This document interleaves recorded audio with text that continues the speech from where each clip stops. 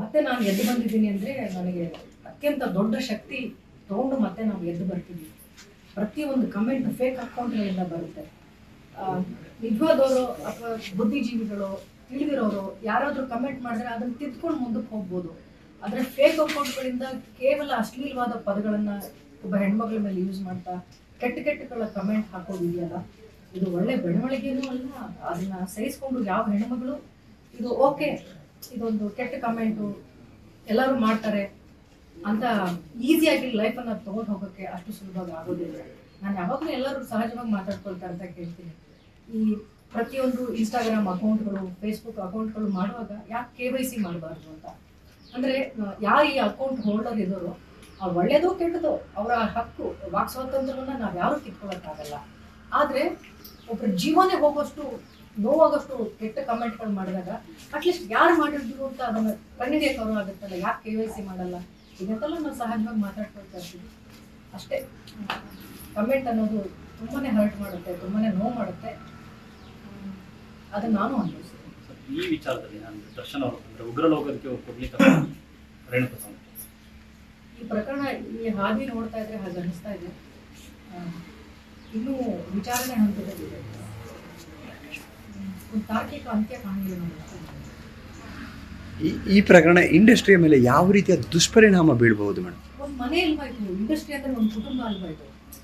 ಯಾವೊಬ್ಬ ಕಲಾವಿದ್ರು ಇಂಡಿವಿಜುವಲ್ ಆಗಿ ನಾವು ಯಾವತ್ತೂ ನೋಡೇ ಇಲ್ಲ.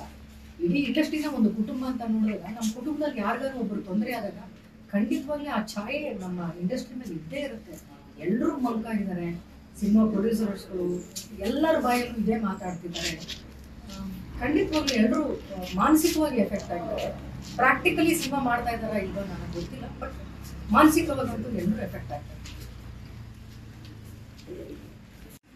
ಒಬ್ಬ ವ್ಯಕ್ತಿಯ ಜೀವನ ಅಥವಾ ಅವ್ರ ಕುಟುಂಬಕ್ಕೆ ಮಾತ್ರ ಸೀಮಿತವಾಗಿಲ್ಲ, ಇಡೀ ಇಂಡಸ್ಟ್ರಿಯೇ ಮಂಕಾಗಿದೆ. ಎಲ್ಲಿ ಹೋದ್ರೂ ಇದೇ ಮಾತುಗಳನ್ನ ಆಡ್ತಾ ಇದ್ದೀವಿ, ಎಲ್ಲರ ಬಾಯಲ್ಲೂ ಇದೇ ಮಾತುಗಳು ಬರ್ತಾ ಇದೆ.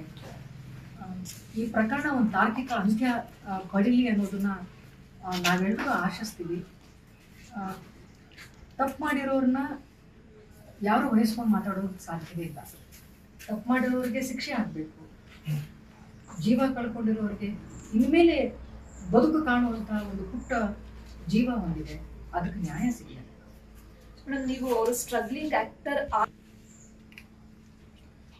ನಾನು ಅವರನ್ನ ಎಲ್ಲರ ಮನೆ ದೋಸೆ ಇರುವಂಥ ಒಂದು ಸಿನಿಮಾ ಬಹುಶಃ ಒಂದು 25 ವರ್ಷಗಳ ಹಿಂದೆ ನಾನು ಅವ್ರ ಜೊತೆ ಕೆಲಸ ಮಾಡಿದ್ದೆ. ಅದಾದಮೇಲೆ ದರ್ಶನ್ ಅವರು ದೊಡ್ಡ ಸ್ಟಾರ್ ಆಗಿ ಕಾಟೇರ ಅಂತ ಒಂದು ಸಿನಿಮಾಗಳಲ್ಲೇ ನಾನು ಅವ್ರನ್ನ ಹತ್ತಿರದಿಂದ ಅವ್ರ ಜೊತೆ ಕೆಲಸ ಮಾಡುವಂಥ ಅವಕಾಶ ನನಗೆ. ಅವ್ರು ನೋಡಿದಾಗ ಬಹುಶಃ ನಾವು ಸಿನಿಮಾ ಸೆಟ್ಗಳಲ್ಲಿ ಅವ್ರನ್ನ ನೋಡಿದಾಗ ಅವರಷ್ಟು ಹಂಬಲ್ ವ್ಯಕ್ತಿ ಒಬ್ಬರಿಲ್ಲ. ಅವ್ರಿಗಿರುವಂಥ ಫ್ಯಾನ್ಸ್ ಫಾಲೋವರ್, ಜನ ಅವ್ರನ್ನ ಪ್ರೀತಿಸ್ತಾ ಇದ್ದಿದ್ದು ರೀತಿ, ಅವ್ರನ್ನ ಆರಾಧಿಸ್ತಾ ಇದ್ದಂಥ ರೀತಿ, ಅದೆಲ್ಲ ಅಷ್ಟೆಲ್ಲ ಸ್ಟಾರ್ಡಮ್ ಇದ್ರೂ ಕೂಡ ಅವ್ರಿಗಿದ್ದಂಥ ಸರಳತೆ. ಪ್ರತಿದಿನ ಅವ್ರ ಸೆಟ್ಟಿಗೆ ಬಂದು ಹೋದರೆ ಎಲ್ಲ ಕಲಾವಿದರು ಮಾತಾಡ್ಕೊಳ್ಳೋರು, ಎಷ್ಟು ಸರಳವಾಗಿ ನಮ್ಮ ಜೊತೆ ಇರ್ತಾರೆ ಅಂತ. ಅಂದರೆ ಕಷ್ಟನ ತುಂಬ ಹತ್ತಿರದಿಂದ ನೋಡಿ ಬೆಳೆದಂಥ ಒಬ್ಬ ಕಲಾವಿದ. ಪ್ರತಿ ಶಾರ್ಟಲ್ಲೂ ಆ್ಯಕ್ಟ್ ಮಾಡುವಾಗ ನನ್ನನ್ನು ಇಷ್ಟಪಡುವಂಥ ಅಭಿಮಾನಿಗಳಿಗೆ, ನನ್ನ ಸಿನಿಮಾದಲ್ಲಿ ಒಬ್ಬ ಹೀರೋ ಅಂತ ನನಗೆ ದುಡ್ಡು ಕೊಟ್ಟು ನನ್ನ ಸಿನಿಮಾ ನೋಡುವ ಬರೋ ಅಭಿಮಾನಿಗಳಿಗೆ ನಾನು ಏನಾದರೂ ಕೊಡಲೇಬೇಕು ಸಿನಿಮಾದಲ್ಲಿ ಅಂತ ಪ್ರತಿ ಕ್ಷಣ ಅವರು ಅದಕ್ಕೆ ಹಾರ್ಡ್ ವರ್ಕ್ ಮಾಡಿರೋದನ್ನ ತುಂಬ ಹತ್ತಿರದಿಂದ ನೋಡಿದ್ದೀವಿ. ಬೆಳಗ್ಗೆ ಮೊದಲನೇ ಶಾರ್ಟ್ ಬಂದರೆ ಅವರು ಜಿಮ್ ಮಾಡೋರು.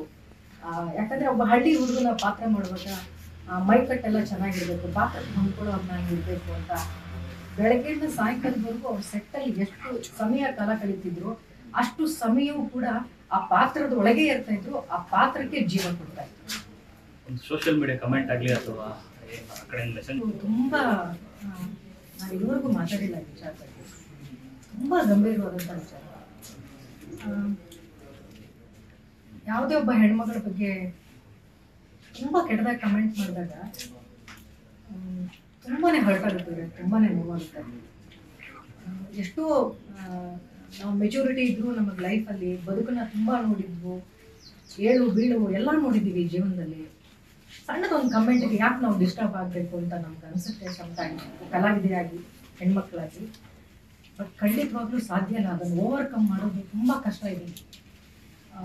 ನಾವೆಷ್ಟೋ ಕಡೆ ಕೇಳಿದ್ವಿ, ಆ ಒಂದು ಕೆಟ್ಟ ಕಮೆಂಟಿಂದ ಅವ್ರ ಯೂಸ್ ಮಾಡೋ ಭಾಷೆಗಳಿಂದ ಎಷ್ಟೋ ಜೀವಗಳು ಹೋಗಿದ್ದಾವೆ.